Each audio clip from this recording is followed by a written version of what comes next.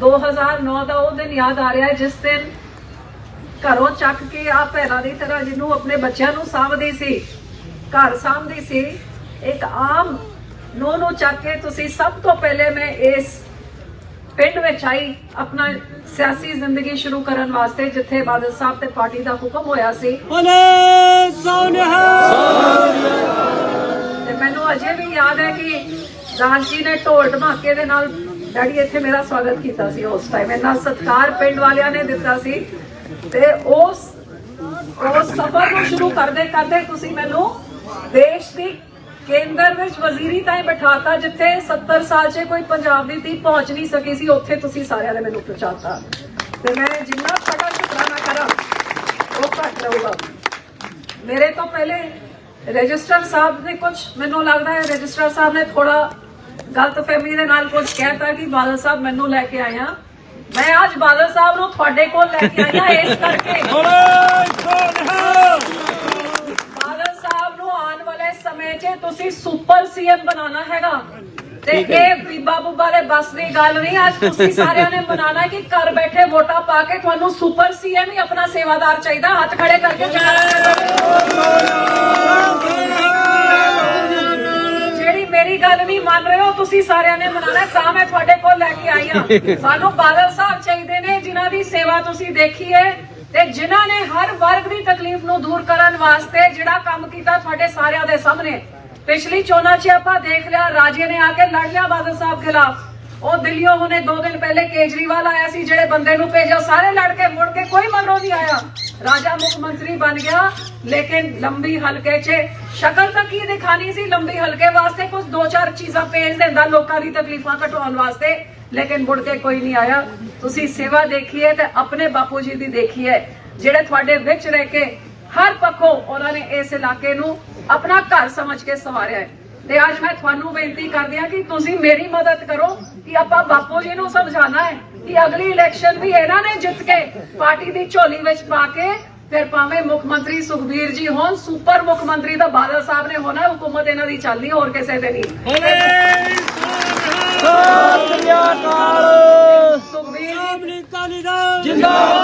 ਸੁਖਬੀਰ ਜੀ ਤਾਂ ਮੇਰੇ ਵਰਗਿਆਂ ਨੇ ਤੁਹਾਡੀ ਸੇਵਾ 'ਚ ਹੀ ਲੱਗੇ ਰਹਿਣਾ, ਭਾਵੇਂ ਜੋ ਮਰਜ਼ੀ ਅਹੁਦਾ ਦਿਓ ਨਾ ਦਿਓ, ਅਸੀਂ ਹਮੇਸ਼ਾ ਤੁਹਾਡੇ ਰਿਣੀ ਰਵਾਂਗੇ ਤੇ ਪਹਿਲ ਦੀ ਤੌਰ 'ਚ ਲੰਬੀ ਦੇ ਕੰਮਕਾਜ ਹੋਣਗੇ।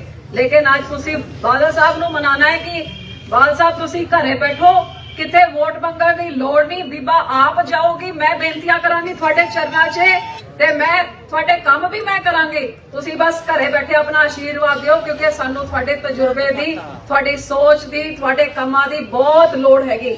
ਸੋ ਅੱਜ ਮੈਂ ਆਹੀ ਤੁਹਾਨੂੰ ਸਾਰਿਆਂ ਨੂੰ ਆਈ ਬੇਨਤੀ ਕਰਦੀ ਹਾਂ ਕਿ ਤੁਸੀਂ ਸਾਰਿਆਂ ਨੇ ਤਕੜੇ ਹੋ ਕੇ ਬਾਦਲ ਸਾਹਿਬ ਨੂੰ ਬੇਨਤੀ ਕਰੋ। ਸਰਦਾਰ ਪ੍ਰਕਾਸ਼ ਸਿੰਘ ਬਾਦਲ ਜਿੰਦਾਬਾਦ, ਬੀਬਾ ਹਰਸਿਮਰਤ ਕੌਰ ਬਾਦਲ ਜਿੰਦਾਬਾਦ, ਸਰਦਾਰ ਸੁਖਬੀਰ ਸਿੰਘ ਬਾਦਲ ਜਿੰਦਾਬਾਦ। ਨਾ ਡੈਡੀ ਤੁਸੀਂ ਕਹਿੰਦੇ ਹੋ ਜਨਤਾ ਰੱਬ ਦਾ ਰੂਪ ਹੁੰਦੀ ਹੈ, ਫਿਰ ਜਨਤਾ ਦੇ ਸਾਹਮਣੇ ਸਾਰੀ ਗੱਲਾਂ ਮੰਗੀਆਂ ਹੁੰਦੀਆਂ, ਮੇਰੀ ਤਾਂ ਨਕਾਰ ਦਿੰਦੇ ਹੋ ਤੁਸੀਂ। ਮੈਂ ਕਹਿੰਦਾ ਬੀਬਾ ਤੈਨੂੰ ਕੀ ਪਤਾ, ਸਾਡਾ ਇੱਕੋ ਹੀ ਹਾਲ ਹੈ। ਭੈਣਾਂ ਨੂੰ ਪਤਾ ਹੈ ਕਿ ਮੇਰੀ ਕੀ ਮੰਗਦਾ ਹੈ, ਸਾਹਿਬ ਨੂੰ ਤੁਸੀਂ ਮਨਾਉਣਾ ਹੈ।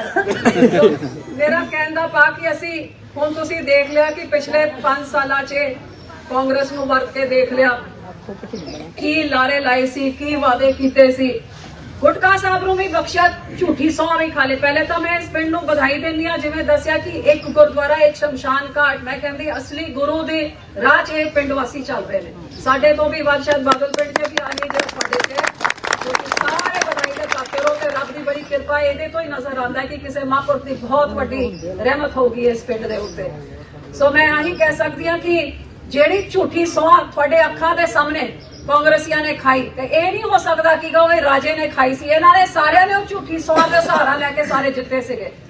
ਤੇ ਹੁਣ ਝੂਠੀ ਸੌਂ ਖਾਣ ਵਾਲਾ ਤਾਂ ਪਾਪੀ ਸੀਗਾ, ਲੇਕਿਨ ਉਸ ਪਾਪ ਨੂੰ ਦੇਖ ਕੇ ਜਿਹੜੇ ਉਹਦੇ ਬਾਅਦ ਵੀ ਉਸ ਪਾਰਟੀ ਦਾ ਸਾਥ ਦੇਣਾ, ਮੈਂ ਸਮਝਦੀ ਰੱਬ ਦੇ ਘਰੇ ਕਿਤੇ ਨਾ ਕਿਤੇ ਉਹਨਾਂ ਨੂੰ ਵੀ ਜਵਾਬ ਦੇਣਾ ਪਊਗਾ। ਇਹ ਵੀ ਦੂਜਿਆਂ ਨੂੰ ਆਪਾਂ ਸਮਝਾਈਏ ਕੀ ਕੁਛ ਨਹੀਂ ਕਿ ਤੁਹਾਨੂੰ ਆ ਵੀ ਦਵਾਂਗਾ, 51,000 ਸ਼ਗਨ ਵੀ ਦਵਾਂਗਾ, ਕਰਜ਼ਾ ਵੀ ਮਾਫ ਕਰਾਂਗਾ, ਘਰ ਘਰ ਜਵਾਕਾਂ ਨੂੰ ਨੌਕਰੀ, ਹਰ ਚੀਜ਼ ਤੁਹਾਨੂੰ ਕਹਿਤੀ। ਲੇਕਿਨ ਅੱਜ ਮੈਂ ਦਾਅਵੇ ਨਾਲ ਕਹਿ ਸਕਦੀ ਹਾਂ ਦੇਣਾ ਤਾਂ ਕੀ ਸੀ, ਜਿਹੜਾ ਬਾਦਲ ਸਾਹਿਬ ਦੇ ਕੇ ਗਏ ਸੀ ਸ਼ਾਇਦ ਉਹ ਵੀ ਤੁਹਾਡੇ ਤੋਂ ਖੋਹ ਲਿਆ। ਲੇਕਿਨ ਹੁਣ ਤੁਹਾਡੀ ਆਪਣੀ ਪਾਰਟੀ ਨੇ ਇੱਕ ਵਾਰ ਫੇਰ ਤੁਹਾਡੇ ਨਾਲ ਵਾਅਦਾ ਕੀਤਾ ਹੈ। ਸੁਖਬੀਰ ਜੀ ਨੂੰ ਜੇ ਤੁਸੀਂ ਮੁੱਖ ਮੰਤਰੀ ਬਣਾਉਣ ਦਾ ਮਾਣ ਬਖਸ਼ਿਆ, सानू पार्टी नू कामयाब करके ते फिर बादल साहब ने हुण फैसला कीता है ते सुखबीर जी नू कहा कि जिथे आपे कट्टे होए जे पावे नीले कार्ड होण पावे बंद कीती होए शगन होए पावे पेंशन हो तो सारी बरकरार करनी है, लेकिन इस तो इलावा होर बहुत कुछ नहीं करना है। ते तुसीं सारे जानते हो कि झूठे लारे कदे नहीं लाए। बादल साहब ने कदे जिंदगी च झूठ नहीं बोलिया। सुखबीर जी नू आही सिखाया कि काका उन्ना ही बोल जिन्ना कर सकदा है। पहले भी जब सानू कहंदे सी पिछली चोणां च सारे कहंदे कर्जा माफ, बाल साहब तुसीं भी कह दिओ लोकी अपने टुੱਟੀ ਜਾਂਦੇ। बाल साहब कहंदे ना इन्हां दा तां की इन्हां ने ते किसे होर सूबे 'ਚ जाके चोण लड़ लेनी है, ਅਸੀਂ ਤਾਂ ਇੱਥੇ ਹੀ ਰਹਿਣਾ, ਜ਼ਬਾਨ ਤੇ ਪੱਕੇ ਰਹਿਣਾ, ਭਾਵੇਂ ਹਾਰੇ ਭਾਵੇਂ ਜਿੱਤੇ, ਝੂਠ ਨਹੀਂ ਮਾਰਦਾ ਲੋਕਾਂ ਨੂੰ। ਸੋ ਸੁਖਬੀਰ ਜੀ ਨੇ ਜਿਵੇਂ ਐਲਾਨ ਕੀਤਾ ਹੈ, ਜੇ ਤੁਸੀਂ ਆਪਣੀ ਸਰਕਾਰ ਬਣਾਈ, ਅੱਜ ਸਾਡੀਆਂ ਭੈਣਾਂ ਜਿਹੜੇ ਦਿਨ ਰਾਤ ਮਿਹਨਤ ਕਰਦੀਆਂ ਨੇ, ਇਹਨਾਂ ਵਿਚਾਰਿਆਂ ਨੂੰ ਭਾਵੇਂ ਕੋਈ ਕਵੇ ਭਾਵੇਂ ਨਾ ਕਵੇ, ਭਾਵੇਂ ਸਿਹਤ ਠੀਕ ਹੋਏ ਨਾ ਹੋਏ, ਨਿਸ਼ਕਾਮ ਸੇਵਾ ਸਾਰੀ ਉਮਰ ਕਰਦੀਆਂ ਨੇ। ਇਹਨਾਂ ਦਾ ਸਨਮਾਨ ਕਰਨ ਵਾਸਤੇ ਜਿਹੜੀ ਘਰ ਦੀ ਮੁਖੀ ਮਾਤਾ ਹੋਗੀ, ਉਹਦੇ ਨਾਂ 'ਚ ਹਰ ਮਹੀਨੇ ਸਰਕਾਰ ਵੱਲੋਂ 2000 ਰੁਪਏ ਉਹਦੇ ਖਾਤੇ ਵਿੱਚ ਪਾਏ ਜਾਣਗੇ। ਸਾਲ ਦੇ 24000 ਰੁਪਏ ਅੱਜ ਸਾਨੂੰ ਪਤਾ ਹੈ ਕਿ ਮਹਿੰਗਾਈ ਦੀ ਮਾਰ ਦੇ ਨਾਲ ਕਿਵੇਂ ਤੁਹਾਡੀ ਲੱਕ ਟੁੱਟੀ ਹੋਈ ਹੈਗੀ। ਅੱਜ ਭਾਵੇਂ ਗੈਸ ਸਿਲੰਡਰ ਦੀ ਕੀਮਤਾਂ ਦੇਖ ਲਓ, ਤੇਲਾਂ ਦੀ ਕੀਮਤਾਂ, ਸਬਜ਼ੀਆਂ ਦੀ, ਦਾਲਾਂ ਦੀ, ਆਹ ਮਹਿੰਗਾਈ ਕਿੱਥੇ ਤਾਈਂ ਚੜੀ ਹੋਈ ਹੈ ਤੇ ਤੁਸੀਂ ਕਿਵੇਂ ਆਪ ਦਾ ਕੰਮ ਪੂਰਾ ਕਰਦੇ ਹੋ, ਮੇਰੇ ਤੋਂ ਬਿਹਤਰ ਤੁਸੀਂ ਆਪ ਸਮਝਦੇ ਹੋ। ਜਿਹਦੇ ਕਰਕੇ ਜੇ ਤੁਹਾਡੇ 2000 ਰੁਪਏ ਹਰ ਮਹੀਨੇ ਤੁਹਾਡੇ ਆਪਣੇ ਹੋਣਗੇ, ਆਪਣਾ ਖਰਚਾ ਪਾਣੀ ਪਰਿਵਾਰ ਦਾ ਤੁਸੀਂ ਵੀ ਚੰਗੀ ਤਰ੍ਹਾਂ ਕਰ ਸਕੋਗੇ। ਇਸ ਤੋਂ ਇਲਾਵਾ ਇਹ ਵੀ ਫੈਸਲਾ ਸੁਖਬੀਰ ਜੀ ਨੇ ਕੀਤਾ ਕਿ ਹਰ ਪਰਿਵਾਰ ਦਾ 10 ਲੱਖ ਤਾਈਂ ਤੁਹਾਡਾ ਸਿਹਤ ਦਾ ਬੀਮਾ ਕਰਾਇਆ ਜਾਊਗਾ। ਹਰ ਪੱਖੋਂ ਤੁਹਾਡਾ ਬੋਝ ਘਟਾਇਆ ਜਾਊਗਾ। 10 ਲੱਖ ਤਾਈਂ ਤੁਸੀਂ ਖਰਚਾ ਕਰੋ, ਭਾਵੇਂ ਪ੍ਰਾਈਵੇਟ 'ਚ ਕਰੋ ਭਾਵੇਂ ਸਰਕਾਰੀ 'ਚ ਕਰੋ, ਆਪਰੇਸ਼ਨ ਕਰਾਓ, ਦਵਾ ਕਰਾਓ, ਜੋ ਵੀ ਤੁਸੀਂ ਕਰਾਓ, 10 ਲੱਖ ਦੇ ਤੁਹਾਡੇ ਬੀਮੇ ਵਿੱਚ ਤੁਸੀਂ ਖਰਚਾ ਕਰਕੇ ਆਪਣੇ ਪਰਿਵਾਰ ਦੀ ਸਿਹਤ ਨੂੰ ਤੰਦਰੁਸਤ ਰੱਖੋ। ਸਰਕਾਰ ਵੱਲੋਂ ਸਾਰਾ ਖਰਚਾ ਕੀਤਾ ਜਾਊਗਾ, ਬੀਮਾ ਕੰਪਨੀ ਵੱਲੋਂ ਸਾਰਾ ਕੀਤਾ ਜਾਊਗਾ। ਤੀਜੀ ਗੱਲ, ਬੱਚਿਆਂ ਨੂੰ ਪੜ੍ਹਾਉਣ ਲਿਖਾਉਣ ਵਾਸਤੇ ਹਰ ਵਿਦਿਆਰਥੀ ਦਾ 10 ਲੱਖ ਤਾਈਂ ਉਹਦਾ ਸਟੂਡੈਂਟ ਦਾ ਕਾਰਡ ਬਣਾਇਆ ਜਾਊਗਾ, ਤਾਂ ਕਿ ਸਾਡੇ ਬੱਚੇ ਵਧੀਆ ਪੜ੍ਹ ਲਿਖ ਜਾਣ, ਜਿਹਦੇ ਕਰਕੇ ਭਾਵੇਂ ਉਹਦੀ ਟਿਊਸ਼ਨ ਹੋਏ, ਭਾਵੇਂ ਪ੍ਰਾਈਵੇਟ ਹੋਏ, ਸਰਕਾਰੀ ਹੋਏ, ਸੂਬੇ ਵਿੱਚ ਹੋਏ, ਵਿਦੇਸ਼ਾਂ 'ਚ ਹੋਏ, ਜਿੱਥੇ ਮਰਜ਼ੀ ਤਾਈਂ ਤੁਸੀਂ ਆਪਣੇ ਬੱਚਿਆਂ ਨੂੰ ਪੜ੍ਹਾਉਣਾ ਹੈ, ਹਰ ਵਿਦਿਆਰਥੀ ਕਾਰਡ ਦੇ ਨਾਲ 10 ਲੱਖ ਤਾਈਂ ਉਹਨੂੰ ਸਟੂਡੈਂਟ ਲੋਨ ਲਊਗਾ ਬਿਨਾਂ ਵਿਆਜ ਦਾ। ਉਹ ਆਪਣਾ ਪੜ੍ਹ ਲਿਖ ਜਾਏ ਤੇ ਹੌਲੀ ਹੌਲੀ ਜਦ ਨੌਕਰੀ ਲੱਗ ਜੂਗੀ 10 ਸਾਲਾਂ 'ਚ ਪੈਸੇ ਸਾਰੇ ਮੋੜ ਦੇ। ਹਰ ਪਰਿਵਾਰ ਦਾ 400 ਯੂਨਿਟ ਬਿਜਲੀ ਮੁਫਤ ਕੀਤੀ ਜਾਊਗੀ ਹਰ ਮਹੀਨੇ ਵਾਸਤੇ। ਹਰ ਪਰਿਵਾਰ ਦੀ ਕੋਈ ਜਾਤ ਪਾਤ ਨਹੀਂ, ਕੋਈ ਗਰੀਬ ਅਮੀਰ ਨਹੀਂ, ਹਰ ਪਰਿਵਾਰ ਦੀ 400 ਯੂਨਿਟ ਬਿਜਲੀ ਜਦ ਮੁਫਤ ਹੋਊਗੀ, ਤੁਹਾਡੇ ਬਿਜਲੀ ਦੇ ਬਿੱਲ ਵੀ ਘਟਣਗੇ। ਇਸ ਤੋਂ ਇਲਾਵਾ ਜਿੱਥੇ 1 ਲੱਖ ਸਰਕਾਰੀ ਨੌਕਰੀਆਂ ਦਿੱਤੀਆਂ ਜਾਣਗੀਆਂ, ਜਿਹਦੇ ਵਿੱਚੋਂ 50% ਔਰਤਾਂ ਵਾਸਤੇ ਭਰਤੀ ਕੀਤੀ ਜਾਊਗੀ। 10 ਲੱਖ ਗੈਰ ਸਰਕਾਰੀ ਨੌਕਰੀਆਂ ਦਾ ਵੀ ਇੰਤਜ਼ਾਮ ਕੀਤਾ ਜਾਊਗਾ। ਉਹ ਕਿਵੇਂ ਕੀਤਾ ਜਾਊਗਾ? ਪਹਿਲਾ ਕਾਨੂੰਨ ਜਿਹੜਾ ਪਾਸ ਕੀਤਾ ਜਾਊਗਾ ਜਦ ਸਾਡੀ ਸਰਕਾਰ ਬਣੂਗੀ ਕਿ ਪੰਜਾਬ 'ਚ ਜਿੰਨੇ ਵੀ ਉਦਯੋਗ ਹੈਗੇ, ਕਾਰਖਾਨੇ ਹੈਗੇ, ਸਰਕਾਰੀ ਹੈਗੇ, ਪ੍ਰਾਈਵੇਟ ਹੈਗੇ, ਸਾਰਿਆਂ ਦੇ ਵਿੱਚ ਲਾਜ਼ਮੀ 75% ਨੌਕਰੀਆਂ ਪੰਜਾਬ ਦੇ ਬੱਚਿਆਂ ਨੂੰ ਦੇਣੀ ਪੈਣਗੀਆਂ। ਵੇ ਤੁਹਾਡੇ ਬੱਚਿਆਂ ਨੂੰ ਨੌਕਰੀਆਂ ਕਿਵੇਂ ਨਹੀਂ ਮਿਲਣਗੀਆਂ? ਸੋ ਹਰ ਪੱਖੋਂ ਕੋਸ਼ਿਸ਼ ਕਰਾਂਗੇ ਕਿ ਬੱਚੇ ਪੜ੍ਹ ਲਿਖ ਜਾਣ, ਨੌਕਰੀਆਂ ਲੱਗ ਜਾਣ। ਜਿਨ੍ਹਾਂ ਦੀ ਨਹੀਂ ਲੱਗਦੀ ਹੈ ਉਹਨਾਂ ਨੇ ਆਪਣੇ ਪੈਰਾਂ 'ਤੇ ਖੜਾ ਕਰਨ ਵਾਸਤੇ ਸਰਕਾਰ ਵੱਲੋਂ ਬਿਨਾਂ ਵਿਆਜ 5 ਲੱਖ ਦਾ ਲੋਨ ਦਿੱਤਾ ਜਾਊਗਾ। ਕੋਈ ਸਾਡੀ ਧੀ ਜੇ ਆਪਣਾ ਬੁਟੀਕ ਚਲਾਉਣਾ ਚਾਹੁੰਦੀ ਹੈ, ਬਿਊਟੀ ਪਾਰਲਰ ਚਲਾਉਣਾ ਚਾਹੁੰਦੀ ਹੈ, ਸਾਡਾ ਕੋਈ ਬੱਚਾ ਕੋਈ ਛੋਟੀ ਮੋਟੀ ਦੁਕਾਨ ਲਗਾਉਣਾ ਚਾਹੁੰਦਾ ਹੈ, ਉਹਨਾਂ ਨੂੰ 5 ਲੱਖ ਤਾਈਂ ਸਰਕਾਰ ਵੱਲੋਂ ਬਿਨਾਂ ਵਿਆਜ ਲੋਨ ਦਿੱਤਾ ਜਾਊਗਾ ਤਾਂ ਕਿ ਤੁਹਾਡੇ ਬੱਚੇ ਵੀ ਪੈਰਾਂ ਤੇ ਖੜ ਜਾਣ। ਦੂਜੀ ਚੰਗੀ ਗੱਲ, ਜਿੰਨੇ ਪੰਜਾਬ ਦੇ ਕਾਲਜ ਹੈਗੇ, ਯੂਨੀਵਰਸਿਟੀ ਹੈਗੇ, ਹਰ ਜ਼ਿਲ੍ਹੇ ਵਿੱਚ ਇੱਕ ਮੈਡੀਕਲ ਕਾਲਜ ਵੀ ਬਣਾਇਆ ਜਾਊਗਾ। ਇਹਨਾਂ ਸਾਰਿਆਂ ਦੇ ਵਿੱਚ 33% ਸੀਟਾਂ ਸਰਕਾਰੀ ਸਕੂਲ 'ਚ ਪੜ੍ਹਨ ਵਾਲੇ ਬੱਚਿਆਂ ਵਾਸਤੇ ਹੋਣਗੀ ਤਾਂ ਕਿ ਗਰੀਬ ਦਾ ਬੱਚਾ ਵੀ ਵੱਡਾ ਡਾਕਟਰ ਤੇ ਇੰਜੀਨੀਅਰ ਬਣ ਸਕੇ। ਅਸੀਂ ਨਹੀਂ ਚਾਹੁੰਦੇ ਸਾਡੇ ਬੱਚੇ ਮਾਪਿਆਂ ਦੀ ਜ਼ਮੀਨਾਂ ਵੇਚ-ਵੇਚ ਕੇ ਵਿਦੇਸ਼ਾਂ ਭੱਜੀ ਜਾਣ। ਅਸੀਂ ਚਾਹਦੇ ਸਾਡੇ ਬੱਚੇ ਇੱਥੇ ਪੰਜਾਬ ਵਿੱਚ ਰਹਿ ਕੇ ਵੱਡੇ ਡਾਕਟਰ ਇੰਜੀਨੀਅਰ ਬਣ ਕੇ ਆਪਣੇ ਪੰਜਾਬ ਨੂੰ ਅੱਗੇ ਲੈ ਕੇ ਜਾਣ। 5 ਲੱਖ ਗਰੀਬਾਂ ਦੇ ਮਕਾਨ ਬਣਾਏ ਜਾਣਗੇ। ਸੋ ਮੈਂ ਆਹੀ ਪੁੱਛਣਾ ਚਾਹੁੰਦੀ ਕਿ ਤੁਸੀਂ ਚਾਹੁੰਦੇ ਹੋ ਕਿ ਤੁਹਾਡੇ ਖਾਤੇ ਵਿੱਚ 2-2000 ਰੁਪਏ ਚਾਹੁੰਦੇ ਹੋ ਤਾਂ ਹੱਥ ਖੜੇ ਕਰੋ। ਚਾਹੁੰਦੇ ਹੋ? ਸਾਰੇ ਚਾਹੁੰਦੇ ਹੋ? ਸ਼ਾਬਾਸ਼ ਹੈ। ਕੀ ਤੁਸੀਂ ਚਾਹੁੰਦੇ ਹੋ ਕਿ ਤੁਹਾਡੇ 400 ਯੂਨਿਟ ਬਿਜਲੀ ਦੇ ਬਿੱਲਾਂ 'ਚ ਸਾਰਿਆਂ ਨੂੰ ਮੁਫਤ ਬਿਜਲੀ ਮਿਲੇ? 400 ਯੂਨਿਟ ਸਾਰੇ ਜਣੇ ਚਾਹੁੰਦੇ ਹੋ? ਅੱਛਾ, ਕਿਸਾਨਾਂ ਦੀ ਤਾਂ ਮੈਂ ਭੁੱਲ ਹੀ ਗਈ ਦੱਸਣਾ। ਕਿਸਾਨਾਂ ਵਾਸਤੇ ਜਿੱਥੇ ਸੁਖਬੀਰ ਜੀ ਨੇ ਕਿਹਾ ਕਿ ਤੁਹਾਡਾ 10 ਰੁਪਏ ਲੀਟਰ ਤੁਹਾਡਾ डीजल खेती वास्ते घटाया जाऊगा। उत्थे आ भी फैसला किया है कि हर किसान के खेत का बीमा कराया जाऊगा। 50,000 रुपए प्रति एकड़ फसल का बीमा कराया जाऊगा। 50,000 रुपए प्रति एकड़। बाकी कोई नुकसान हो गया, कोई आपदा आ गई, ये नहीं तुसी सरकार दे मगर फिरते रहो कि सानू कुछ दे दो मुआवजा। बीमा कंपनी दे राही सीधे 50,000 रुपए एकड़ थोड़ी फसल का बीमा कराया जाऊगा। सो मेरा कहन दा पा कि आ झूठी सरकारां नू तुसी देख लिया। चन्नी आया कहंदा मैं तो गरीब परिवार तो आया, मैं गरीबी जानदा है। ते हेलीकॉप्टर तो थल्ले उतर के किसी गरीब दे कोल तो जांदा नहीं है। इन्ने वड्डे वड्डे गरीबां दे पैसिਆਂ नाल बोर्ड लाए हुए ने। कदे कहंदा कि मैं 5-5 मरले प्लॉट देते गरीबां नू, हुण इत्थे बैठियां ने गरीब भैणां। मैनू दसो तुहानू किसी नू 5 मरले दा प्लॉट दिता है चन्नी ने? ते तुहानू तां कख नहीं दिता ते तुहाडे पैसे नाल इन्ना वड्डा बोर्ड क्यों लाई बैठा है? फिर दूजा बोर्ड 'च लिखिया होया है 36,000 कच्चे मुलाजिम पक्के कीते। तुहाडे पिंड 'च भी मुलाजिम होणगे, कोई पक्का होया हैगा? नहीं होया जी, कोई नहीं होया जी। कोई मुलाजिम तुहाडा पक्का। फिर कहंदा नरमे वास्ते मैं किसानां नू बहुत वधिया मैं मुआवजा देता, किसी नू मिली दवानी। जे किसी नू कुछ दिता नहीं फिर भावे राजा होए भावे गरीब मुख लगे तुहानू कुछ नहीं मिला, फिर इहो जे लोकां दा आपां पार्टियां दा आपां करना की है? मजदूरां दे खाते 'च ओ बादल साहब थोड़ी ना हैगे जेड़ा मजदूरां नू भी दे गए ते किसानां नू भी मुआवजा दे गए जे चिट्टी मक्खी दा होया सीगा। ते दूजा है केजरीवाल, ये जिन्ना झूठा बंदा बोलदा है इस तो तां सचेत रहन दी लोड़ है। हुण दिल्ली दा 10 साल मुख मंत्री है, पंजाब 'च आके कहंदा भी मैं बीबियां दे खाते 'च पैसे पा दांगा कि दिल्ली 'च बीबियां नहीं हैगियां, उन्हां दे खाते 'च अज तक दवाई नहीं पाई हैगी। फिर कहंदा कि मैं इत्थे आके जी इत्थे बिजली दे इन्ने माफ कर दांगा। भी दिल्ली दा तू कीता नहीं है। जेड़े बंदे नूं पंजाब दी भाषा नहीं पता, बोली नहीं पता, ਇਹਨੂੰ ਸਾਡੇ ਦਰਿਆਵਾਂ ਦਾ ਨਾਂ ਨਹੀਂ ਪਤਾ, ਸਾਡੇ ਗੁਰੂਆਂ ਦਾ ਨਾਂ ਨਹੀਂ ਪਤਾ, ਉਹਨੂੰ ਲੰਬੀ ਪੁੱਛੋ ਤਾਂ ਬੋਲੂਗਾ ਵੀ ਇਹ ਕਿਹੜੀ ਚੀਜ਼ ਹੈਗੀ। ਉਹ ਪਤਾ ਹੀ ਨਹੀਂ ਹੈ ਬੰਦੇ ਦਾ ਕੀ ਭਰੋਸਾ ਕਰਨਾ ਹੈ। ਜਾ ਕੇ ਅਦਾਲਤ 'ਚ ਤਾਂ ਹਲਫਨਾਮਾ ਦਿੰਦਾ ਹੈ ਕਿ ਜੀ ਪੰਜਾਬ ਦਾ ਪਾਣੀ ਦਿੱਲੀ ਨੂੰ ਚਾਹੀਦਾ ਹੈਗਾ, ਤੇ ਫਿਰ ਇੱਥੇ ਆ ਕੇ ਕਹਿੰਦਾ ਪੰਜਾਬ 'ਚ ਵੀ ਪਹਿਲੇ ਹਲਫਨਾਮਾ ਤਾਂ ਤੂੰ ਵਾਪਸ ਕਰ ਦੇ, ਅਸੀਂ ਪਾਗਲ ਹੈ ਤੇਰੀ ਸਰਕਾਰ ਬਣਾ ਕੇ ਆਪਣਾ ਪਾਣੀ ਤੈਨੂੰ ਦੇਵਾਂਗੇ। ਫਿਰ ਕਹਿੰਦਾ ਦਿੱਲੀ ਦੀ ਹਵਾ ਇਹ ਪੰਜਾਬ ਦੇ ਲੋਕੀ ਖਰਾਬ ਕਰਦੇ ਨੇ, ਇਹਨਾਂ ਦੇ ਥਰਮਲ ਬੰਦ ਕਰ ਦੋ।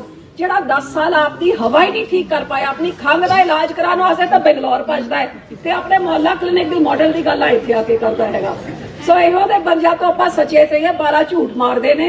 ਇਹ ਪਿਛਲੀ ਵਾਰੀ ਤੁਹਾਡੇ ਕੋਲ ਜਿਹੜਾ ਭੇਜਿਆ ਸੀ ਨਾ ਲੜਨ ਵਾਸਤੇ ਕੇਜਰੀਵਾਲ ਨੇ, ਉਹ ਜਰਨੈਲ ਸਿੰਘ, ਇਹ ਮੁਹੱਲਾ ਕਲੀਨਿਕ ਦੀ ਗੱਲ, ਉਹ ਵਿਚਾਰਾ ਕਰੋਨਾ ਦੇ ਸਮੇਂ ਮਿੰਤਾ ਕੱਢ ਕੇ ਕਿ ਮੈਨੂੰ ਇੱਕ ਬੈੱਡ ਦਿਲਵਾ ਦਿਓ, ਮੈਂ ਮਰਨ ਵਾਲਾ ਕਰੋਨਾ ਦੇ ਨਾਲ, ਵਿਚਾਰਾ ਮਰ ਗਿਆ। ਕੇਜਰੀਵਾਲ ਉਹਦਾ ਹੀ ਨਹੀਂ ਇਲਾਜ ਕਰਾ ਸਕਿਆ ਤਾਂ ਮੁਹੱਲਾ ਕਲੀਨਿਕ ਦੀ ਕੀ ਗੱਲ ਕਰਦਾ? ਇਹ ਤਾਂ ਉਹਦੀ ਹਕੀਕਤ ਹੈ। ਸੋ ਆਪਾਂ ਨੂੰ ਚਾਹੀਦੀ ਤੁਹਾਡੀ ਆਪਣੀ ਪਾਰਟੀ, ਤੁਹਾਨੂੰ ਆਪਣੇ ਬਾਦਲ ਸਾਹਿਬ, ਤੁਹਾਡੀ ਆਪਣੀ ਤਕੜੀ, ਜਿਨ੍ਹਾਂ ਨੇ ਇਸ ਤਕੜੀ ਨੂੰ ਸਾਡੇ ਵਾਸਤੇ ਬਾਬੇ ਨਾਨਕ ਦੀ ਤਕੜੀ ਤੋਂ ਘੱਟ ਨਹੀਂ ਹੈਗੀ, ਕਿਉਂਕਿ ਇਹ ਤਕੜੀ ਹਮੇਸ਼ਾ ਸਾਡੀ ਪਾਰਟੀ ਨੂੰ ਯਾਦ ਦਿਲਾਉਂਦੀ ਹੈ ਕਿ ਲੋਕਾਂ ਨੇ ਇਸ ਤਕੜੀ ਤੇ ਵਿਸ਼ਵਾਸ ਕੀਤਾ ਤੇ ਇਸ ਵਿਸ਼ਵਾਸ ਤੇ ਆਪਾਂ ਪੂਰਾ ਉਤਰਨਾ ਹੈ। ਸੋ ਜਿਹੜੇ ਕੀਤੇ ਵਾਅਦੇ ਆਪਾਂ ਕੀਤੇ ਨੇ ਉਹਨਾਂ ਨੂੰ ਆਪਾਂ ਜ਼ਰੂਰ ਪੂਰਾ ਕਰਾਂਗੇ ਤੇ ਉਮੀਦ ਤੇ ਆਸ ਰੱਖਦੀ ਆ ਕਿ ਭਾਵੇਂ ਹੁਣ ਬਥੇਰੇ ਉਹ ਆਣਗੇ ਫਸਲੀ ਬਟੇਰੇ ਜੇ ਤੁਹਾਡੇ ਕੋਲ, ਜਿਨ੍ਹਾਂ ਨੇ 5 ਸਾਲ ਤੁਹਾਨੂੰ ਸ਼ਕਲ ਨਹੀਂ ਦਿਖਾਈ, ਜਿਨ੍ਹਾਂ ਨੇ ਕੁਝ ਤੁਹਾਡੇ ਵਾਸਤੇ ਕੀਤਾ ਨਹੀਂ, ਲੇਕਿਨ ਵੋਟਾਂ ਦੇ ਵੇਲੇ ਕੱਲੇ ਇੱਕ ਨਿਸ਼ਾਨੇ ਦੇ ਨਾਲ ਦੇਖੋ ਆਪਾਂ 3 ਸਰਕਾਰਾਂ ਦੇ ਖਿਲਾਫ ਲੜ ਰਹੇ ਹਾਂ। ਇੱਕ ਦਿੱਲੀ ਸਰਕਾਰ ਝਾੜੂ ਵਾਲੀ, ਇੱਕ ਪੰਜਾਬ ਸਰਕਾਰ ਪੰਜੇ ਵਾਲੀ ਤੇ ਇੱਕ ਦਿੱਲੀ ਦੀ ਕੇਂਦਰ ਦੀ ਸਰਕਾਰ ਭਾਜਪਾ ਵਾਲੀ। ਕੰਪਿਊਟਰ ਨੂੰ ਤਾਂ ਵੇਖਣਾ ਨਹੀਂ ਚਾਹੁੰਦਾ, ਬੁੜੀਆਂ 2500 ਵਾਸਤੇ 1000 ਵੀ ਨਹੀਂ ਦਿੱਤਾ। ਦਾ ਮੁਕਾਬਲਾ ਕੱਲੇ ਤੁਹਾਡੀ ਸ਼੍ਰੋਮਣੀ ਅਕਾਲੀ ਦਲ ਕਰ ਰਹੀ ਹੈ, ਆਪਣੀ ਕਿਰਤ ਕਮਾਈ ਦੇ ਨਾਲ, ਲੋਕਾਂ ਦਾ ਲੁੱਟੇ ਹੋਏ ਪੈਸੇ ਨਾਲ ਵੱਡੇ ਇਸ਼ਤਿਹਾਰ ਦੇ ਕੇ ਨਹੀਂ ਕਰ ਰਹੀ। ਸੋ ਲੋਕਾਂ ਦੀ ਇਹ ਪਾਰਟੀ ਹੈ, ਤੁਸੀਂ ਆਪ ਇਸ पार्टी का मैं उम्मीद करती हूँ बढ़ चढ़ के हमेशा इस पिंड ने कोई भी चोन, मेरे हरेक चोन से बहुत वड्डी कामयाबी तुसी दिती है ते मैं दावे नाल कह सकती एक बार फिर तुसी सेवा बख्शो। बादल साहब दे नाल भी आवांगी, अड भी आवांगी, तुहाडे विच बैठ के तुहाडी सेवा करांगी, लेकिन मेरी मदद करो तो बादल साहब नूं मनाना है कि इस बारी वो जिहड़े झूठे बोलदे ना, सिद्धू वर्गा बादल साहब 9 पेंशनां लई जांदे ने। मैं चाहती बंदे तेरे इन्ना पढ़िया लिखिया, तू कहना पता नहीं किते वकील का प्यो पुत हैगा, इन्ना तो पता होना है पेंशन तो रिटायर बंदे नूं मिलती है। साडी बड़ी कृपा नाल साडे बापू जी तो 9 बारी जिते हुए ने, अज तक नहीं रिटायर होए ते पेंशन कित्थों मिल जाऊगी? झूठ दे उत्ते झूठ मार के लोकां नूं गुमराह करी जांदे ने। ते अजे ते लोकां ने एक बार फेर जना दवानी पेंशन दी कदे जिंदगी च ली ते परमात्मा ते तुहाडी कृपा दे नाल ना कदे तुसी इस लैन वाले हालात च तुसी हमेशा इन्हां नूं अपनी सेवा विच लगा के रखना है। सो बहुत बहुत तुहाडे सारिआं दा शुकराना करदी हां। वाहिगुरू जी का खालसा, वाहिगुरू जी की फतेह। सत्कारयोग बीबा हरसिमरत कौर जी ਮੈਂਬਰ ਪਾਰਲੀਮੈਂਟ ਤੇ ਇਸ ਇਲਾਕੇ ਦੇ ਬਹੁਤ ਹੀ ਪੰਥਕ ਸੋਚ ਵਾਲਾ ਨਗਰ ਦੀ ਸਮੂਹ ਸੰਗਤ, ਵਾਹਿਗੁਰੂ ਜੀ ਕਾ ਖਾਲਸਾ ਵਾਹਿਗੁਰੂ ਜੀ ਕੀ ਫਤਿਹ। मेरी बड़ी खुशकिस्मती है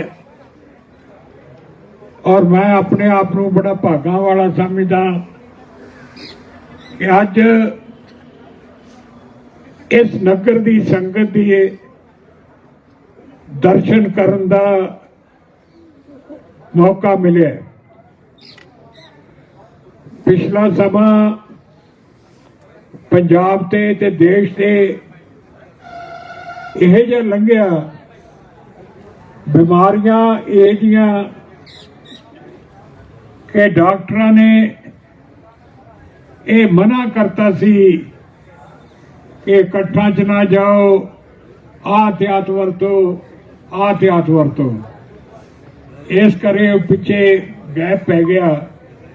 नहीं तो मैं हमेशा ही करता हुंदा सा कि जे किसी की मौत हो जाए बेशक उतर ना जाए, लेकिन मगरों गरीब तो गरीब भरा दे भी अफसोस कर जाता था ते शादियां ते भी जाता था। देखो अज बीबा जी ने थोड़े सामने विस्तार नाल दस्सिया कि जे अपनी सरकार बनी तो की कुछ किया जाऊगा।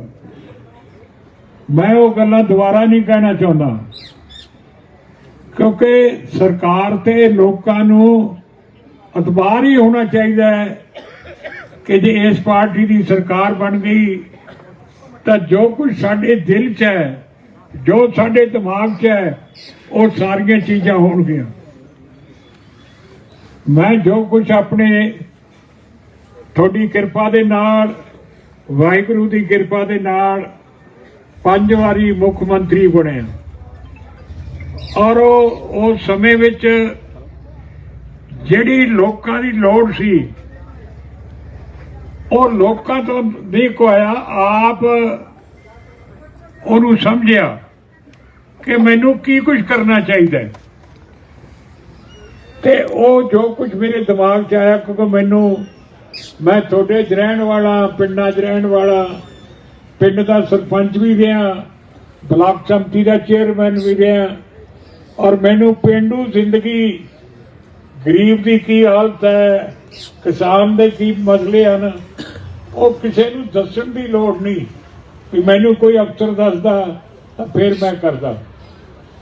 इसलिए हर भाईचारे वास्ते वड्डे फैसले ले, जिवें किसान का वड्डा खर्चा जिहड़ा सी ਉਹ जो सरकार ਤੋਂ ਕਰਾਉਂਦੀ ਸੀ, एक ਤਾਂ ਕਰਾਉਂਦੀ ਸੀ ਟਿਊਬਵੈਲਾਂ ਦੇ ਖਰਚੇ, एक ਨਹਿਰ ਦਾ ਜਿਹੜਾ ਪਾਣੀ ਹੈ ਇਹਦਾ ਮਾਮਲਾ।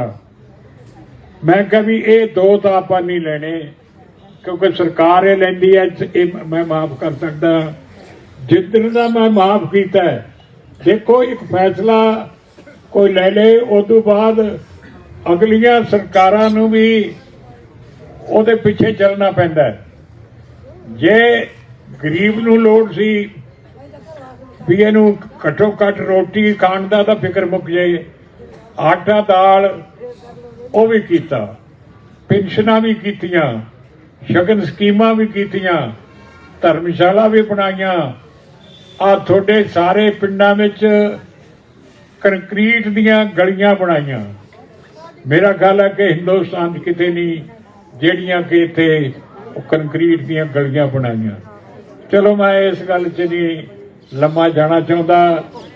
मैं एक गल दे वधाई देना चाहना बीबी हरसिमरत कौर नूं कि देखो कोई चौकीदार भी होवे वो छड्डना नहीं चाहता, लेकिन एक सेंटर की मिनिस्ट्री जिहड़ी कि बहुत वड्डी मिनिस्ट्री हुंदी है, वो इस करके इन्हां ने छड्डी कि यह जे काले कानून बनाए मोदी साहब ने कि जिहदे नाल मजदूर ते किसान दा लम्मा बहुत नुकसान होना सी।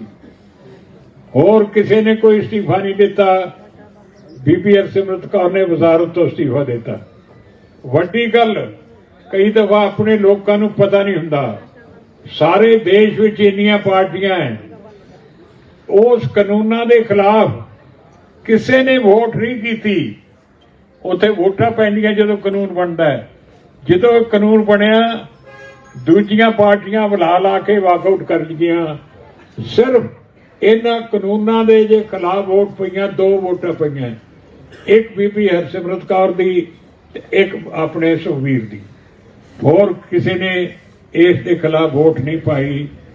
ਅੱਜ ਮੈਂ ਵਧਾਈ ਦਿੰਦਾ ਕਿ ਸੰਘਰਸ਼ ਤਾਂ ਬਹੁਤ ਹੋਇਆ, ਬਹੁਤ ਕੁਰਬਾਨੀਆਂ ਹੋਈਆਂ, ਲੇਕਿਨ ਤੁਹਾਡੀ ਕੁਰਬਾਨੀ ਦਾ ਸਦਕਾ ਉਹ ਕਾਨੂੰਨ ਜਿਹੜੇ ਹੈ ਉਹ ਮਜਬੂਰ ਹੋ ਕੇ ਮੋਦੀ ਸਰਕਾਰ ਨੂੰ ਵਾਪਸ ਲੈਣੇ ਜਿਹੜੇ ਹੈ ਉਹ ਪਾਏ। ਦੂਸਰਾ ਮੈਂ ਬੇਨਤੀ ਕਰਦਾ ਕਿ ਦੇਖੋ, ਤੁਸੀਂ ਹੁਣ ਥੋੜੇ ਚਿਰ ਨਵੇਂ ਇਲੈਕਸ਼ਨ ਆਉਣੇ ਆ ਅਸੈਂਬਲੀ ਦੇ। ਇਹ ਕੋਈ ਮਾਮੂਲੀ ਚੀਜ਼ ਨਹੀਂ, ਅਸੈਂਬਲੀ ਜਾਂ ਪਾਰਲੀਮੈਂਟ ਦਾ ਇਲੈਕਸ਼ਨ। ਇਹ ਤੁਹਾਡੀ ਆਉਣ ਵਾਲੀਆਂ ਨਸਲਾਂ ਦਾ ਫਾਇਦਾ ਨੁਕਸਾਨ ਇਹਦੇ ਤੇ ਨਿਰਭਰ ਹੁੰਦਾ ਹੈ। ਇਹ ਕਾਂਗਰਸ ਪਾਰਟੀ, ਦੇਖੋ ਮੈਂ ਤਾਂ ਹੁਣ ਕੋਈ 70 ਸਾਲਾਂ ਦਾ, ਉਮਰ ਤਾਂ ਮੇਰੀ 94 ਸਾਲ ਹੋ ਗਈ, ਤੇ 70 ਸਾਲਾਂ ਦਾ ਤਾਂ ਮੈਂ ਐਕਟਿਵਲੀ ਕੰਮ ਕਰ ਰਿਹਾ ਪਾਰਟਿਕਸ। ਜਿੰਨਾ ਨੁਕਸਾਨ ਕਾਂਗਰਸ ਨੇ ਪੰਜਾਬੀਆਂ ਦਾ ਕੀਤਾ ਹੈ, ਹਾਲਾਂਕਿ ਪੰਜਾਬੀ ਸਭ ਤੋਂ ਵੱਧ ਕੁਰਬਾਨੀਆਂ ਤੁਸੀਂ ਕੀਤੀਆਂ। ਆਜ਼ਾਦੀ ਦੀ ਲੜਾਈ ਵਿੱਚ ਤੁਹਾਨੂੰ ਉਜੜ ਕੇ ਵੀ ਆਉਣਾ ਪਿਆ, ਘਰ-ਬਾਰ ਛੱਡਣੇ ਪਏ, ਆਪਣਾ ਸਭ ਕੁਝ ਤੁਸੀਂ ਵਾਰ ਦਿੱਤਾ, ਪਰ ਮਨ ਤੇ ਬੋਝ ਨਹੀਂ ਪਾਇਆ ਕਿਹਾ ਕਿ ਚਲੋ ਅਸੀਂ ਤਾਂ ਉਜੜ ਗਏ, ਦੇਸ਼ ਤਾਂ ਆਜ਼ਾਦ ਹੋ ਗਿਆ। ਲੇਕਿਨ ਸਾਡੇ ਨਾਲ ਨਫ਼ਰਤ, ਔਰ ਐਡੀ ਵੱਡੀ ਨਫ਼ਰਤ, ਇੰਨਾ ਸਾਡੇ ਤੇ ਪਾਪ, ਵੱਜਰ ਪਾਪ ਕੀਤਾ ਕਿ ਸ਼ਾਇਦ ਮੁਗਲਾਂ ਨੇ ਤੇ ਅੰਗਰੇਜ਼ਾਂ ਨੇ ਵੀ ਨਹੀਂ ਕੀਤਾ। ਦੇਖੋ, ਸਭ ਤੋਂ ਸਾਨੂੰ ਬੱਚਿਆਂ ਨਾਲੋਂ ਪਿਆਰਾ, ਪਰਿਵਾਰਾਂ ਨਾਲੋਂ ਪਿਆਰਾ, ਜ਼ਿੰਦਗੀ ਨਾਲੋਂ ਪਿਆਰਾ ਹਰਮੰਦਰ ਸਾਹਿਬ ਹੈ। ਹਰਮੰਦਰ ਸਾਹਿਬ ਤੇ ਫੌਜੀ ਹਮਲਾ ਇਹ ਕਾਂਗਰਸ ਨੇ ਕੀਤਾ, ਔਰ ਜਿਹੜੇ ਉਹ ਪਾਰਟੀ ਦਾ ਸਾਥ ਦਿੰਦੇ ਆ ਉਹਨਾਂ ਨੂੰ ਉਹ ਇਹ ਤਸਦੀਕ ਕਰਦੇ ਆ ਕਿ ਜੋ ਕੁਛ ਇਹ ਹਮਲਾ ਹੋਇਆ ਸੀ ਇਹ ਠੀਕ ਹੋਇਆ। ਕੀ ਤੁਸੀਂ ਇਹ ਠੀਕ, ਇਹਦੇ ਤੇ ਸਰਟੀਫਿਕੇਟ ਦੇ ਸਕਦੇ ਹੋ?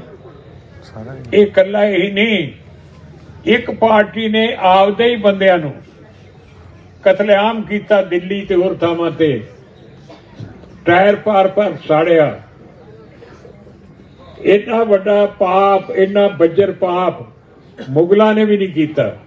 ਇਸ ਕਰਕੇ ਵੀਰੋ, ਮੈਂ ਤੁਹਾਨੂੰ ਬੇਨਤੀ ਕਰਦਾ ਕਿ ਇਹ ਜੀ ਪਾਰਟੀ ਜਿਹੜੀ ਹੈ ਉਹਨੂੰ ਤਾਂ ਨੇੜੇ ਵੀ ਨਹੀਂ, ਪਿੰਡ 'ਚ ਵੀ ਨਹੀਂ, ਇਹੋ ਜਿਹੇ ਪਾਪੀ ਲੋਕਾਂ ਨੂੰ ਤਾਂ ਪਿੰਡ 'ਚ ਵੀ ਨਹੀਂ ਵੜਨ ਦੇਣਾ ਚਾਹੀਦਾ, ਵੋਟ ਤੱਕ ਹੀ ਦੇਣੀ ਚਾਹੀਦੀ। ਇਸ ਲਈ ਮੇਰੀ ਤੁਹਾਡੇ ਕੋਲ ਬੇਨਤੀ ਹੈ ਕਿ ਹੁਣੇ ਥੋੜੇ ਦਿਨਾਂ 'ਚ ਕੋਡ ਵੀ ਲੱਗ ਜਾਣਾ ਹੈ, ਤੇ ਫਿਰ ਵੀ ਤੁਹਾਡੇ ਕੋਲੇ ਹਾਜ਼ਰੀ ਭਰਦੇ ਰਵਾਂਗੇ। ਜੇ ਸਿਹਤ ਨੇ ਇਜਾਜ਼ਤ ਦਿੱਤਾ, ਮੇਰਾ ਤਾਂ ਹੁਣ ਵੀ ਕੰਮ ਥੋੜਾ ਜਿਹਾ ਢਿੱਲਾ ਹੀ ਸੀ, ਪਰ ਮੈਨੂੰ ਕੱਲ ਹੀ ਮੇਰਾ ਮਨ ਬਣਿਆ। ਸਾਰਾ ਪਿੰਡ ਤੁਹਾਡੇ ਨਾਲ ਆ, ਬਿਨਾਂ ਆਖੇ ਲੋਕ ਆਏ ਆ, ਤੁਹਾਡੇ ਪਿਆਰ ਨੂੰ ਆਏ ਆ। ਨਹੀਂ ਮੈਂ ਸਮਝਦਾ ਕਾਕਾ,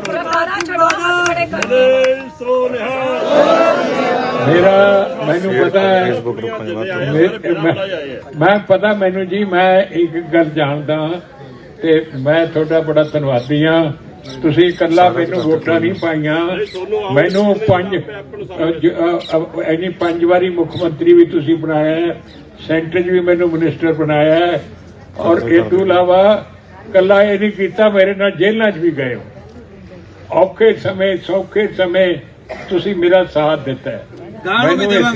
ਮੈਨੂੰ ਇਹ ਵੀ ਉਹ ਬਾਬਾ ਹੁਣ ਵਾਲੇ ਸਿੰਘ ਘੱਟ ਜਾਂਦੇ, ਜੇਲ੍ਹਾਂ 'ਚ ਲੱਗ ਜਾਂਦੇ। ਪਹਿਲੇ ਸਨ, ਵੇਖੋ ਪਹਿਲਿਆਂ ਨਾਲੋਂ ਆਪਾਂ ਘੱਟ ਗਏ, ਪਿੱਛੇ ਘੱਟ ਗਏ। ਅੱਗੇ ਤਾਂ ਲੋਕਾਂ ਨੇ ਸੀਸ ਦਿੱਤੇ, ਉਹਨਾਂ ਨੇ ਬੰਦ ਕਟਾਏ, ਖੋਪਰੀਆਂ ਲਵਾਈਆਂ, ਚਰਖੜੀਆਂ ਦੇ ਚੜੇ, ਤੇ ਹੁਣ ਤਾਂ ਚਲੋ ਜੀ ਥੋੜਾ ਬਹੁਤ ਜਿੰਨਾ ਕਾ ਉਹੀ ਬਹੁਤ ਵਧੀਆ ਹੈ। ਇਸ ਕਰਕੇ ਮੈਂ ਲੰਮਾ ਸਮਾਂ ਨਹੀਂ, ਕਿਉਂਕਿ ਮੈਂ ਤਾਂ ਸਮਝ ਸਕਿਆ 2-3 ਪਿੰਡਾਂ ਦਾ ਕੰਮ ਹੈ, ਇਹਨਾਂ ਨੇ 8 ਪਿੰਡਾਂ ਦਾ ਪ੍ਰੋਗਰਾਮ ਰੱਖਿਆ। ਬਾਕੀ ਚਲੋ ਕੋਈ ਨਹੀਂ। ਤੇ ਮੈਂ ਤੁਹਾਡਾ ਸਾਰੇ ਸੰਗਤ ਦਾ ਬਹੁਤ ਬਹੁਤ ਧੰਨਵਾਦ ਕਰਦਾ, ਬੇਨਤੀ ਕਰਦਾ ਕਿ ਜਿਹੜੇ ਭਰਾ ਕੋਈ ਥੋੜਾ ਬਹੁਤ ਉਹਦੇ ਵੀ ਭਾਈ ਮਿਹਨਤ ਕਰੋ ਕਿ ਇਹ ਆਪਣਾ ਮਸਲਾ ਕੋਈ ਜਾਤੀ ਨਹੀਂ, ਇਹ ਸਾਰੇ ਪੰਜਾਬ ਦਾ ਮਸਲਾ ਹੈ। ਦੇਖੋ ਕੀ ਹਾਲਤ ਹੈ ਕਿ ਇਹ ਸਰਕਾਰ ਦੇ ਸਮੇਂ ਹਰਮੰਦਰ ਸਾਹਿਬ ਤੇ ਫੇਰ ਹਮਲਾ ਹੋਇਆ। ਉਹ ਠੀਕ ਹੈ ਦੇਖੋ ਮੈਂ ਦੱਸਾਂ ਇੱਕ ਗੱਲ ਹੋਰ ਕਰਕੇ ਮੈਂ ਖਤਮ ਕਰਦਾ। ਭਾਈ ਇੱਕ ਮਿੰਟ ਸਾਰੇ ਨਾ ਬੋਲੋ। ਆ ਬੀਬਾ ਬੈਠੀ ਹੈ, ਸਾਡੇ ਘਰ ਚ ਕਦੇ ਨਹੀਂ ਸੀ ਕਿ ਬੀਬੀਆਂ ਇਲੈਕਸ਼ਨ ਲੜਨ, ਲੇਕਿਨ ਅਮਰਿੰਦਰ ਸਿੰਘ ਦਾ ਲੜਕਾ ਉਦੋਂ ਪਾਰਲੀਮੈਂਟ ਦਾ ਹਲਕੇ 'ਚ ਇਲੈਕਸ਼ਨ ਲੜਿਆ ਤੇ ਅਮਰਿੰਦਰ ਸਿੰਘ ਨੇ ਲਲਕਾਰਿਆ ਕਿ ਬਾਦਲ ਵਾਲਿਆਂ ਨੂੰ ਕਹੋ ਕਿ ਜੇ ਹੋਰ ਕਿਸੇ ਨੂੰ ਬਲੀ ਦਾ ਬੱਕਰਾ ਨਾ ਬਣਾਉਣ, ਜੇ ਕਿਸੇ ਨੂੰ ਲੜਾਉਣਾ ਆਪਣੇ ਪਰਿਵਾਰ 'ਚ ਲੜਾਓ। ਹੁਣ ਸਾਡੇ ਤਾਂ ਕੋਈ ਪਰਿਵਾਰ 'ਚ ਖੜੇ ਹੋਣ ਵਾਲਾ ਨਹੀਂ ਸੀ, ਮੈਂ ਵੀ ਮੈਂਬਰ ਸਾਂ, ਦਾਸ ਜੀ ਵੀ ਮੈਂਬਰ ਸਨ, ਮਨਪ੍ਰੀਤ ਵੀ ਉਹ ਨਾਲ ਸੀ, ਤੇ ਫਿਰ ਕੀ ਕਰੀਏ। ਮੈਂ ਕਿਹਾ ਚਲੋ ਇੱਕ ਵਾਰੀ ਕਹਿ ਤਾਂ ਕੋਈ ਗੱਲ ਨਹੀਂ। ਉਹ ਰੋਜ਼ ਹੀ ਜਿਵੇਂ ਆਪਣੇ ਘਰ ਦੇ ਅੱਗੇ ਆ ਕੇ ਬੜਕਾ ਕੋ ਮਾਰਦਾ ਤੇ ਫਿਰ ਤੋਂ ਬਰਦਾਸ਼ਤ ਨਹੀਂ ਹੁੰਦਾ, ਉਹ ਰੋਜ਼ ਹੀ ਅਖਬਾਰਾਂ 'ਚ ਆ ਜਾਏ। ਫਿਰ ਮੈਂ ਸੁਖਬੀਰ ਨਾਲ ਸਲਾਹ ਕੀਤੀ ਵੀ ਹੁਣ ਤਾਂ ਆਪਾਂ ਨੂੰ ਕੌੜਾ ਕੁੱਟ ਭਰਨਾ ਹੀ ਪਊਗਾ, ਹੁਣ ਬੀਬਾ ਹਰਸਿਮਰਤ ਕੌਰ ਨੂੰ ਇੱਕ ਪਾਰਲੀਮੈਂਟ 'ਚ ਖੜਾ ਕਰਨਾ ਪਊਗਾ। ਤੇ ਤੁਸੀਂ ਸੱਚ ਦੱਸਿਓ, ਇਹਨਾਂ ਦੀਆਂ ਬੱਚੀਆਂ ਮੈਨੂੰ ਉੱਥੋਂ ਟੈਲੀਫੋਨ ਆਇਆ ਵੀ ਦਾਦਾ ਜੀ ਮੇਰੀ ਮਦਰ ਨੂੰ ਨਾ ਖੜਾ ਕਰਿਓ, ਇਹਨੂੰ ਟਿਕਟ ਨਾ ਦਿਓ, ਫਿਰ ਸਾਨੂੰ ਕੌਣ ਸੰਭਾਲੂਗਾ। ਮੈਂ ਕਿਹਾ ਬੀਬਾ ਹੁਣ ਤੁਸੀਂ ਰੱਬ ਆਸਰੇ। ਹੁਣ ਜਿੱਥੇ ਪਾਰਟੀ ਦੇ ਵਕਾਰ ਦਾ ਸਵਾਲ ਆ ਗਿਆ, ਉਹ ਬਰਦਾਸ਼ਤ ਨਹੀਂ ਹੁੰਦਾ, ਖਾਸ ਕਰਕੇ ਕਾਂਗਰਸ ਪਾਰਟੀ ਦਾ।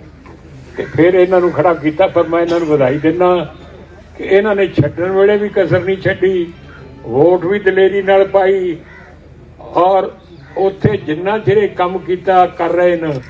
ਮੇਰਾ ਖਿਆਲ ਹੈ ਅਜੇ ਤੱਕ ਪਾਰਲੀਮੈਂਟ ਦੇ ਮੈਂਬਰ ਨੇ ਕਿਸੇ ਨੇ ਐਡਾ ਹਿੱਸਾ ਨਹੀਂ ਲਿਆ ਵਧੀਆ ਜਿੰਨਾ ਇਹਨਾਂ ਨੇ ਪਾਰਲੀਮੈਂਟ 'ਚ ਹਿੱਸਾ ਲਿਆ। ਇਸ ਕਰਕੇ ਇਹਨਾਂ ਨੂੰ ਇਸ ਗੱਲ ਦੀ ਮੈਂ ਵਧਾਈ ਦੇਣਾ ਚਾਹੁੰਦਾ। ਤੇ ਤੁਹਾਡਾ ਮੇਰੇ ਕੋਲ ਤਾਂ ਯੋਗ ਲਫ਼ਜ਼ ਨਹੀਂ ਭਰਾਵੋ, ਜੋ ਤੁਸੀਂ ਮੇਰੇ ਸਿਰ ਤੇ ਹੱਥ ਰੱਖਿਆ, ਮੇਰੇ ਤੇ ਬਖਸ਼ੀਆਂ ਕੀਤੀਆਂ, ਮੇਰਾ ਕੀਤੀਆਂ, ਔਰ ਮੈਨੂੰ ਤੁਸੀਂ ਇੰਨਾ ਮਾਣ ਦਿੱਤਾ ਹੈ। ਮੈਂ ਤੁਹਾਡਾ ਸਾਰੇ ਭਰਾਵਾਂ ਦਾ, ਵੀਰਾਂ ਦਾ, ਸਭ ਦਾ ਧੰਨਵਾਦ ਕਰਦਾ। ਔਰ ਤੁਹਾਨੂੰ ਯਕੀਨ ਦਿਵਾਉਂਦੇ ਆ ਕਿ ਜਦੋਂ ਜੇ ਸਰਕਾਰ ਤੁਸੀਂ ਬਣਾਓਗੇ, ਜਿਹੜੀ ਕਿ ਬਣਾ ਦੇਣੀ ਹੈ, ਤਾਂ ਫਿਰ ਆ ਕਿਸੇ ਤੋਂ ਪੁੱਛਣ ਦੀ ਗੱਲ ਨਹੀਂ। ਮੈਂ ਐ ਨਹੀਂ ਲੋਕ ਮੈਨੂੰ ਆਖਣ ਜਾਂ ਕਿਸੇ ਨੂੰ ਆਖਣ, ਮੈਂ ਤਾਂ ਸੰਗਤ ਦਰਸ਼ਨ ਕਰਦਾ ਹੁੰਦਾ ਸਾਂ। ਕੋਈ ਪੰਜਾਬ ਦਾ ਪਿੰਡ ਨਹੀਂ ਜਿਹਦੇ 'ਚ ਮੈਂ ਨਹੀਂ ਗਿਆ, ਕੋਈ ਸ਼ਹਿਰ ਦਾ ਵਾਰਡ ਨਹੀਂ। ਇੱਕ ਬੰਦੇ ਦੇ ਕੀ ਤਕਲੀਫ ਹੈ, ਗਰੀਬ ਦੀ ਕੀ ਤਕਲੀਫ ਹੈ, ਕਿਸਾਨ ਦੀ ਕੀ, ਦੁਕਾਨਦਾਰ ਦੀ ਕੀ ਤਕਲੀਫ ਹੈ, ਉਹ ਮੈਨੂੰ ਸਾਰਾ ਮੇਰੇ ਦਿਮਾਗ 'ਤੇ ਲਿਖਿਆ। ਇਸ ਕਰਕੇ ਕੋਈ ਕਹਿਣ ਦੀ ਗੱਲ ਨਹੀਂ, ਇਹ ਸਾਡਾ ਫਰਜ਼ ਹੈ ਪਤਾ ਸਾਰੀਆਂ ਗੱਲਾਂ ਦਾ। ਤਾਂ ਹੀ ਇੰਨਾ ਕੁਛ ਹੋ ਗਿਆ। ਯਾਦਗਾਰਾਂ ਕਿੰਨੀਆਂ ਬਣਾਤੀਆਂ ਜਿਹੜੀਆਂ ਕਦੇ ਕਿਸੇ ਨੂੰ ਪਤਾ ਨਹੀਂ। ਮੇਰਾ ਖਿਆਲ ਅੱਜ ਵੀ ਹੁਣ ਜੇ ਪੁੱਛੀਏ ਵੱਡਾ ਘਾਲੂ ਕਰ ਕੀ ਸੀ, ਪਤਾ ਕਿਸੇ ਨੂੰ ਨਹੀਂ। ਮੇਰੇ ਖਿਆਲ ਇੰਨੇ ਬੰਦੇ ਸਿਆਣੇ ਸਿਆਣੇ ਬੈਠੇ ਆ। ਵੱਡਾ ਘਾਲੂ ਕਰ ਉਹ ਸੀ ਜਿੱਥੇ 35,000 ਸਿੱਖ ਬੱਚੇ, ਬੀਬੀਆਂ, ਬਜ਼ੁਰਗ ਉਹ ਮੁਗਲਾਂ ਨੇ ਘੇਰ ਕੇ ਮਾਰੇ ਸਨ। 35,000 ਉਹ ਵੱਡਾ ਘੱਲੂ ਕਰਾ ਹੋਇਆ। ਇੱਕ ਛੋਟਾ ਹੋਇਆ ਜਿੱਥੇ 15,000 ਸਿੰਘਾਂ ਨੂੰ ਇਸ ਤਰ੍ਹਾਂ ਕਤਲ ਕੀਤਾ। ਬੰਦਾ ਸਿੰਘ ਬਹਾਦਰ ਦੀ ਯਾਦਗਾਰ, ਫਿਰ ਇਸ ਤਰ੍ਹਾਂ ਆਪਣੇ ਗੁਰੂ ਬਾਲਮੀਕ ਸਾਹਿਬ ਦੀ ਯਾਦਗਾਰ, ਗੁਰੂ ਰਵਿਦਾਸ ਜੀ ਦੀ ਯਾਦਗਾਰ, ਜੰਗੇ ਦਾਦੀ, ਕਿੰਨਾ ਦਾ ਨਾਂ ਲਾ, ਕਦੇ ਸੋਚਿਆ ਹੀ ਕਿਸੇ ਨੇ। ਦੇਖੋ ਸਰਕਾਰ ਚਲਾਉਣੀ ਇੱਕ ਐ ਨਹੀਂ ਕੋਈ ਮਾਮੂਲੀ ਗੱਲ ਹੈ ਵੀ ਸਰਕਾਰ ਹੈ ਜੀ ਇਹ ਤਾਂ ਬੜਾ ਵਧੀਆ ਕੰਮ ਹੈ। ਇਹਦੇ ਬਹੁਤ ਮਿਹਨਤ ਕਰਨੀ ਪੈਂਦੀ। ਰਾਤ ਨੂੰ ਵੀ ਤੁਹਾਨੂੰ ਸੁਪਨੇ ਲੋਕਾਂ ਦੇ ਆਉਣ ਕਿ ਆਹ ਤਕਲੀਫ ਹੈ, ਆ ਮੈਂ ਹੱਲ ਕਰਨਾ ਹੈ, ਤੇ ਕਿਵੇਂ ਕਰੇ ਜਾਣ। ਹੁਣ ਤਾਂ ਤਨਖਾਹ ਹੀ ਨਹੀਂ ਦਿੱਤੀ ਜਾਂਦੀ, ਵਾਅਦੇ ਬੜੇ ਹੁੰਦੇ ਆ। ਕਿਹੜਾ ਕਿਸੇ ਨੇ 15 ਕੋਟ ਲੱਗ ਜਾਣਾ, ਫਿਰ 10 ਦਿਨਾਂ ਨੂੰ ਕੋਈ ਸਰਕਾਰ ਨਹੀਂ ਰਹਿਣੀ, ਤੇ ਫਿਰ ਨਾ ਕਿਸੇ ਨੂੰ ਆਖਣਗੇ ਹੁਣ ਤਾਂ ਕੋਟ ਲੱਗ ਗਿਆ। ਰੋਜ਼ ਹੀ ਕਰੋੜਾਂ ਰੁਪਏ ਦੇ। ਆ ਮੇਰੇ ਨਾਲ ਮੁਲਾਜ਼ਮ ਸਨ ਵਿਚਾਰੇ ਪੁਲਿਸ ਦੇ, ਉਹ ਆਦੇ ਸਾਨੂੰ ਤਨਖਾਹ ਹੀ ਨਹੀਂ ਮਿਲੀ। ਇਸ ਵੇਲੇ ਤਨਖਾਹ ਹੀ ਨਹੀਂ ਮਿਲਦੀਆਂ। ਜਿਹੜੀ ਗੌਰਮੈਂਟ ਆਪਣੇ ਮੁਲਾਜ਼ਮਾਂ ਨੂੰ ਤਨਖਾਹ ਨਹੀਂ ਦੇ ਸਕਦੀ, ਉਹ ਡਿਵੈਲਪਮੈਂਟ ਕੀ ਕਰ ਸਕਦੀ ਹੈ। ਅਸੀਂ ਜਿੰਨਾ ਇੱਕ ਪਿੰਡ ਤੇ ਲਾਇਆ ਹੈ, ਇਹ ਇੱਕ ਬਲਾਕ ਤੇ ਵੀ ਨਹੀਂ ਲਾ ਸਕਦੇ। ਆ ਵੇਖ ਲਓ ਕਿਤੇ ਕੋਈ ਲੱਗਿਆ। ਆ ਜਿਹੜੀਆਂ ਸਕੀਮਾਂ ਥੋੜੀਆਂ ਬਹੁਤ ਆਈਆਂ ਹੈ, ਇਹ ਉਹ ਆਪਣੇ ਵੇੜੇ ਲਈ ਪੈਸੇ ਪੂਸੇ ਦਿੱਤੇ, ਚਾਹੇ ਖਰਚ ਕਰੀ ਗਏ ਨੇ, ਨਵਾਂ ਇੱਥੇ ਕੁਛ ਨਹੀਂ। ਇਸ ਕਰਕੇ ਚਲੋ ਇਹਦਾ ਕੋਈ ਫਾਇਦਾ ਨਹੀਂ। ਮੈਂ ਬੀਬਾ ਹਰਸਿਮਰਤ ਕੌਰ ਦਾ ਧੰਨਵਾਦ ਕਰਦਾ ਕਿ ਉਹਨਾਂ ਨੇ ਬੜਾ ਮੌਕਾ ਸੰਭਾਲਿਆ ਔਰ ਇੱਜ਼ਤ ਪੰਜਾਬ ਦੀ ਇੱਜ਼ਤ ਰੱਖੀ ਔਰ ਵਜ਼ਾਰਤ ਛੱਡੀ, ਵੋਟ ਵੀ ਡਟ ਕੇ ਦਿੱਤੀ ਖਿਲਾਫ। ਔਰ ਇਸ ਪਾਰਟੀ ਨੇ ਜਿਹਦੇ ਨਾਲ ਐਡਾ ਤਲਕ ਸੀ ਉਹ ਤਲਕ ਵੀ ਛੱਡਿਆ। ਇਹ ਪਹਿਲਾਂ ਵੀ ਇਹੋ ਜਿਹੇ ਜਦੋਂ ਹਰਿਮੰਦਰ ਸਾਹਿਬ ਤੇ ਹਮਲਾ ਹੋਇਆ, ਮੈਂ ਨਾਂ ਨਹੀਂ ਲੈਣਾ ਚਾਹੁੰਦਾ, ਉਦੋਂ ਸਿੱਖ ਹੀ ਪ੍ਰੈਜ਼ੀਡੈਂਟ ਸੀ, ਸਿੱਖ ਹੀ ਹੋਮ ਮਿਨਿਸਟਰ ਸੀ, ਪਰ ਕਿਸੇ ਨੇ ਅਸਤੀਫਾ ਨਹੀਂ ਦਿੱਤਾ। 84 ਦੇ ਕਤਲਾਮ ਵੇਲੇ ਵੀ ਕਿਸੇ ਨੇ ਨਹੀਂ ਅਸਤੀਫਾ ਦਿੱਤਾ, ਉਹ ਤਾਂ ਸਿੱਧਾ ਹੀ ਗੌਰਮੈਂਟ ਨੇ ਕੀਤਾ ਸੀ। ਤੇ ਹੁਣ ਉਹ ਵਿੱਚੇ ਰਹੇ, ਚਲੋ ਉਹ ਤਾਂ ਉਹਨਾਂ ਦੀ ਮਰਜ਼ੀ, ਪਰ ਆਪਾਂ ਆਪਣਾ ਫਰਜ਼ ਹਮੇਸ਼ਾ ਫਰਜ਼ ਆਪਦਾ ਪੂਰਾ ਅਦਾ ਕਰਨਾ ਚਾਹੀਦਾ ਹੈ। ਤੁਹਾਡਾ ਸਾਰਿਆਂ ਦਾ ਬਹੁਤ ਬਹੁਤ ਧੰਨਵਾਦ। ਵਾਹਿਗੁਰੂ ਜੀ।